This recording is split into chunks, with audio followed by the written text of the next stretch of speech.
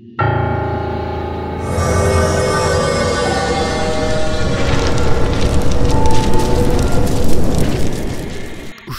কাবিলার ছোড়া মায়াবী তীর বোমার থেকে কোনো মতে নিজেকে বাঁচিয়ে সেখান থেকে দৌড়ে পালালো। জঙ্গল থেকে কিছুটা দূরে গিয়ে খুব বাঁচা বেঁচে গেছি আজ, আর একটু হলেই আমি ওই কাবিলার ছোড়া মায়াবী তীরে ক্ষত বিক্ষত হয়ে প্রেতাত্মার পেটে যেতাম। কিন্তু কুন্তলকে আমি বাঁচাতে পারলাম না। ওর বাড়িতে গিয়ে আমার খবরটা দিয়ে আসা দরকার। ওর বাড়ির লোক নিশ্চয়ই এতক্ষণে খুব দুশ্চিন্তা করছে। শিকারী ব্যাট হেঁটে কুন্তল এর বাড়ি যখন পৌঁছালো তখন রাত শেষে আবার দিনের আলো ফুটেছে। কুন্তল এর স্ত্রীর কাছে সে গত রাতের হাড়হিম করা দৃশ্য বর্ণনা করল। সব শুনে কুন্তল এর বউ মাথা ঘুরে পড়ে গেল। চোখে মুখে জল ছিটিয়ে দেবার পর জ্ঞান ফিরে পেয়ে সে কান্না করতে করতে বলল, ওগো, আমার কি হবে এখন? আমি জোর করে ওকে হাটে পাঠালাম, আমার কারণেই আজও পৃথিবীতে নেই। দিনের পর দিন ওই কাবিলা একের পর এক মানুষকে মেরে খেয়ে চলেছে। এর কি কোনো শেষ নেই? কোনো উপায় নেই ওই কাবিলাকে বধ করার। তোমার এত বড় ক্ষতির জন্য আমি দুঃখিত। এখন আর কাঁদবেন না। দিনের পর দিন কাবিলাকে এভাবে নিরীহ মানুষকে মারতে দেওয়া যাবে না। তুমি নিজেকে শক্ত করো, কাবিলাকে বধ করার কোনো না কোনো উপায় খুঁজে বের করবই। আর আমি এখন বাড়ি ফিরে যাই। আমার বাড়ির লোক নিশ্চয়ই খুব দুশ্চিন্তা করছে। কুন্তল এর বাড়ি থেকে ব্যাট তখন তার বাড়ির দিকে রওনা দিল। ফেরার রাস্তায় সে সম্পূর্ণ সময় কাবিলাকে মারার উপায় চিন্তা করতে লাগলো। বাড়িতে ফিরেও সে চিন্তা করতে লাগলো। ব্যাটকে চিন্তিত দেখে তার বউ জিজ্ঞাসা করল, কি গো, আসার পর থেকে দেখছি তখন থেকে কি চিন্তা করছো? কোনো শিকার নিয়েও আজ ফেরোনি, কি হয়েছে তোমার? আমি যে আজ বাড়ি ফিরে আসতে পেরেছি সেটাই অনেক। আর একটু হলে ওই কাবিলা আমার দফা রফা করে দিত। শুনতে চাও? শোনো তাহলে।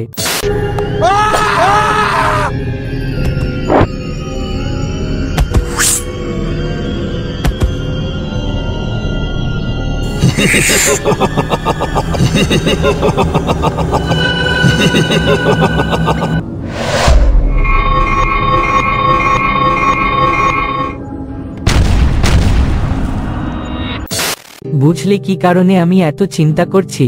জঙ্গলে যদি ওই কাবিলা থাকে তাহলে আমিও আর শিকার করতে যেতে পারবো না। আর শিকার না করলে তোমাদের পেট চালাবো কি করে? ভারী সাংঘাতিক ব্যাপার, সত্যিই তো ভাববার বিষয়। কিন্তু অত ভাবারও কিছু নেই। এরকম ভূত প্রেত মারার জন্য একা তারকনাথ তান্ত্রিকই যথেষ্ট। বলি, অত চিন্তা না করে তুমি তান্ত্রিকের কাছে যাও, তোমার সমস্যার সমাধান হয়ে যাবে। তাই তো, কাবিলাকে দেখে এত ঘাবড়ে গিয়েছিলাম যে তারকনাথের কথা আমার মাথায় আসেনি। তুমি একদম সঠিক কথাই বলেছ। আর দেরি না করে আমি এক্ষুনি তান্ত্রিকের কাছ থেকে ঘুরে আসি। তিনি ঠিক কাবিলাকে মারতে সাহায্য করবেন।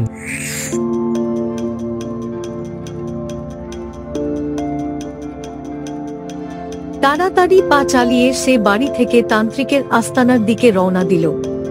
তারকনাথ তান্ত্রিকের কথা লোকমুখে অনেক শুনেছে। সে নাকি অনেক বড় তান্ত্রিক, শত শত জিন ভূত পেতনি শায়েস্তা করেছে।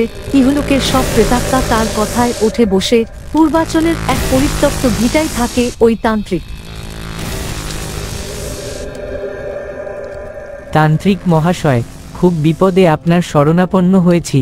আমাদের গ্রামে কাবিলা নামে এক ভূতের অত্যাচারে অতিষ্ঠ হয়ে গেছে সবাই। প্রতি অমাবস্যার রাতে একজন করে গ্রামবাসীকে মেরে খেয়ে নিচ্ছে। শুনেছি আপনি ভূতেদের জম। আপনিই পারেন আমাদের প্রাণ বাঁচাতে। দয়া করে আপনি ওই কাবিলাকে বধ করে আমাদের রক্ষা করুন। তুই ঠিক জায়গায় এসেছিস বৎস। আমি সেই যাকে দেখে সব ভূত আর জিনেরা প্রাণ ভয়ে পালায়। কি নাম বললি? কাবিলা। ঠিক আছে, তুই নিশ্চিন্তে বাড়ি ফিরে যা। সামনের অমাবস্যার রাতে তোকে সাথে নিয়ে জঙ্গলে গিয়ে ওই কাবিলাকে বধ করব। তারকনাথ তান্ত্রিকের আশ্বাস শুনে সেদিনকার মতো সে বাড়ি ফিরে এলো।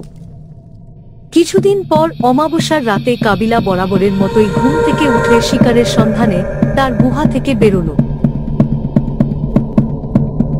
আজ পায়ে হেঁটে যেতে ভালো লাগছে না, পায়ে যাবো আজ।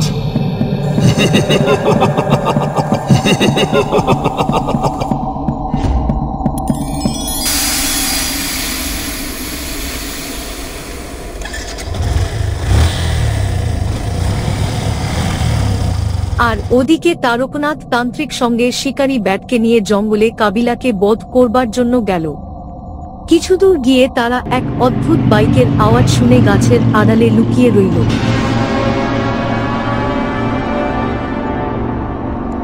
দূরে কাবিলাকে আসতে দেখে তান্ত্রিক তার মায়াবী জাদুর দণ্ড উঠিয়ে রেডি করে রাখল।